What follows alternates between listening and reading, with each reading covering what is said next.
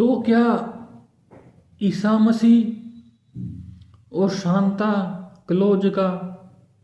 भारत में प्रवेश हुआ, भारत में एंट्री हुई, तो क्या वो अंग्रेजों के द्वारा ही हुई थी या उससे पहले भी कुछ हुआ होगा? असल में हम अगर इतिहास में जाएं तो सांता क्लॉज तो अंग्रेजों के साथ ही आया होगा, और भी विशेषकर ज़्यादा प्रचार प्रसार तो अभी हुआ है,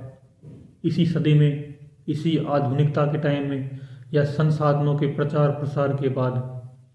या भारत की आज़ादी के बाद ही। लेकिन अगर हम ईसा मसीह की बात करें तो अगर ईसा मसीह जब सूली से नीचे उतारे गए थे और उनको ठीक किया गया था, उनके घाव ठीक हो गए थे, फिर वो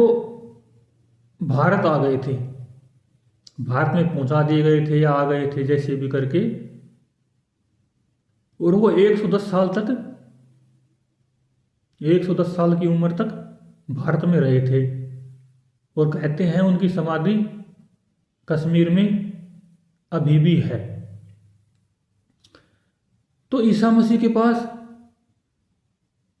जो चमत्कार की बातें हैं, उनसे ज़्यादा बड़ी बातें तो भारतीय संतों के जीवन में चमत्कारों की होती थी, लेकिन उनका प्रचार प्रसार ज़्यादा हुआ। अब जिसका प्रचार प्रसार ज़्यादा होता है उसके कम चमत्कार भी ज़्यादा दिखाई देते हैं,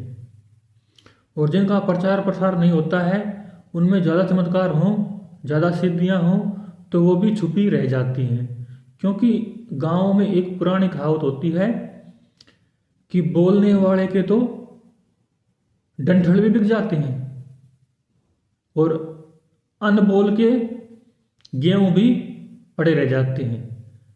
कि जो बोल नहीं सकता उसके तो कणक भी पड़ी रह जाएगी, और बोलने वाले का, प्रचार करने वाले का गेहूं के जो बचे हुए डंठल होते हैं ना, वो भी बिक जाते हैं। आज का टाइम भी